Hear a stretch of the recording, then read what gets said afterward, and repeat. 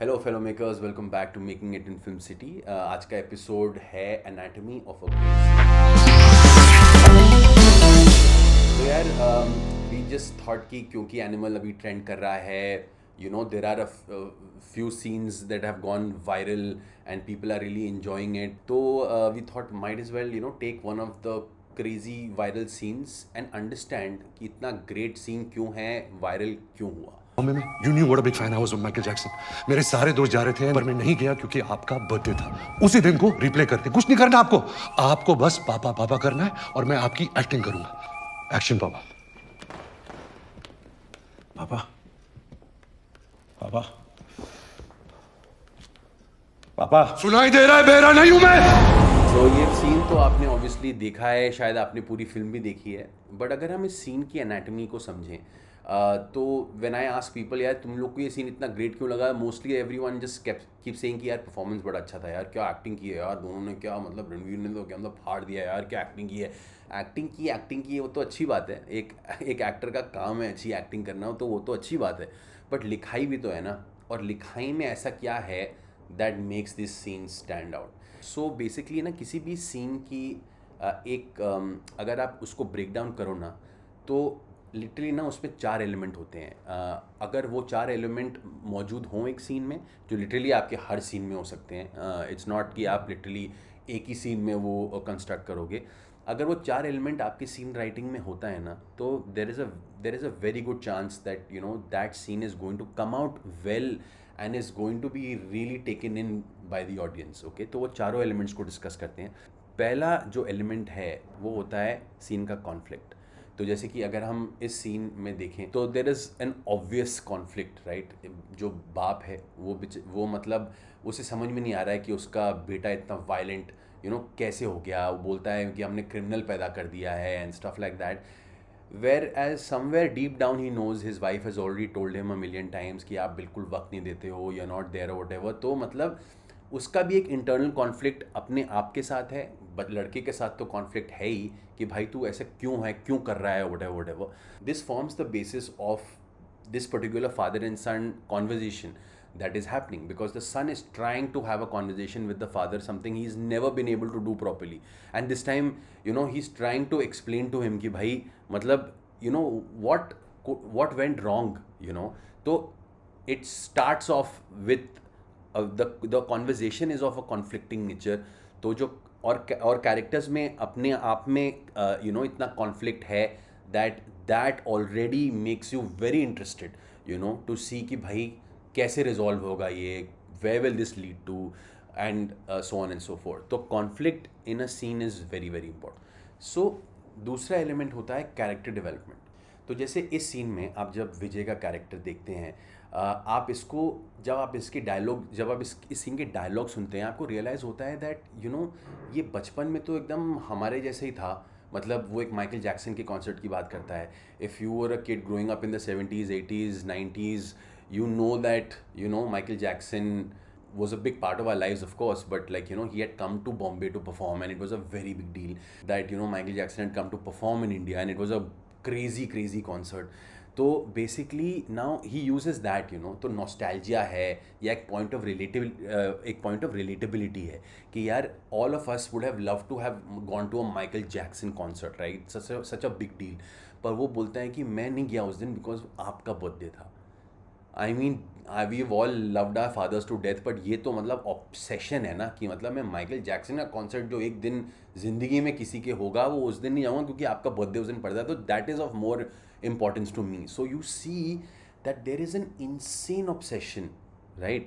So if you've seen the film, great, वो तो मतलब the director has put that in literally 90% of the scenes, तो वो तो ठीक है, but I'm saying when you see it in a trailer also, why does this scene make it to the trailer?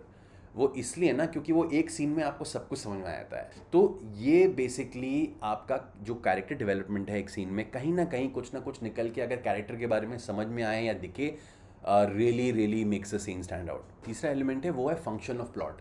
तो मतलब आपका जो प्लॉट है आपकी, जिस पे आपकी कहानी बेस्ड है ना, आपके सीन हमेशा ना उस मतलब प्लॉट से हटना नहीं चाहिए। It should always try and the scene should always have a function.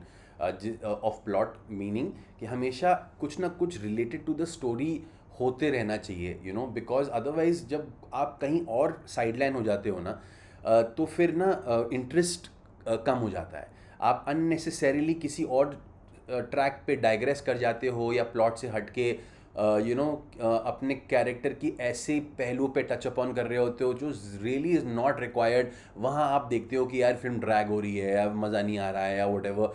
तो basically that is what you have to be very careful of. तो ऑब्वियसली इस सीन में तो फंक्शन ऑफ प्लॉट ही है, मतलब पूरा scene is a function of plot. Plot is that भाई father, it's a father and son story, you know, son is devoid of father's love, and you know यहाँ पे he's seeking some kind of redemption, he's seeking some kind of validation basically.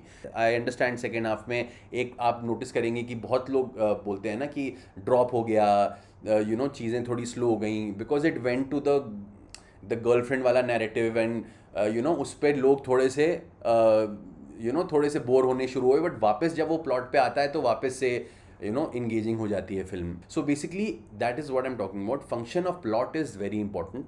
और चौथा point है blocking और staging. Is basically जब आप एक scene लिखते हैं ना, और फिर आप उसको जब शूट कर रहे होते हैं, जब आप उसको डायरेक्ट कर रहे होते हैं, तो बेसिकली ना आप ये डिसाइड करते हैं ना कि आपके कैरेक्टर्स कहाँ खड़े होंगे, कहाँ बैठे होंगे, कैसे वो बातचीत कर रहे होंगे, है ना। तो वो सीन को आप ब्लॉक करते हो, और वो जैसे भी मूव करेंगे, बैठेंगे, खड़े होंगे, जहाँ भी जाएंगे, वटेवर, वो उसकी स्टेजिंग होती है। तो ब्लॉकिंग और स्टेजिंग इस सीन की सबसे कमाल है मेरे हिसाब से, क्योंकि आप जब शुरुआत में सीन को देखते हो, आप देखते हो विजय का कैरेक्टर ना अपने डैड के आईलाइन से नीचे बैठा हुआ है। वो नीचे बैठा है because he is trying to convince his father to do something that he wants, something that he is never really gotten, you know, in his life time. तो यहाँ पे ना ही इज़ एडमेंट कि यार प्लीज़ मेरी बात को समझो, and he lowers him by saying कि एक गेम खेलते हैं पापा, लेट्स प्ले अ गेम। हाँ, कि मैं मतलब आप हूँ और आप मैं हूँ, और यू नो फिर मैं आपको बताता हूँ what ever. So now he sucked him into playing this game, and अब वो क्या करता है, वो खड़ा हो जाता है, completely changes the power dynamic. जो पावर डायनेमिक है दो कैरेक्टर्स की, उसको पूरी तरह स्विच कर देता है वो, कि वो पावर डायनेमिक पूरा स्विच करा के जब वो उस पर चीखता है तो you get the impact, right. And ये ब्लॉकिंग और स्टेजिंग होती है बेसिकली सीन में। सो यू सी टेक्निकली अगर आप देखने जाएँ तो मतलब you know it is a science, it is an art, you know our film making process, you know जिसकी आपको एक खूबसूरत सी मैरिज करनी होती है। And it all you know make sense because ये सारा these thoughts kind of you know go in to you know creating something that is fun to watch. बहुत बार तो आपको ये पता भी नहीं होगा दैट दिस एलिमेंट्स एग्जिस्ट, आप बस दिल से आपको पता है, you have the you know inclination to know कि भाई this will look good on screen, और फिर तो जा रहे जो एक्सपर्ट्स होते हैं फिर वो आके उसको ब्रेक डाउन करते हैं और उनकी बातचीत करते हैं और किताबें लिखते हैं। तो ये थे 4 एलिमेंट्स यू नो एक अच्छी सीन को लिखने के लिए। बहुत इंटरेस्टिंग हैं, यू नो ये एलिमेंट्स को आप ध्यान में रख सकते हैं जब भी आप आगे भी लिखें, तो you can always like you know keep in mind.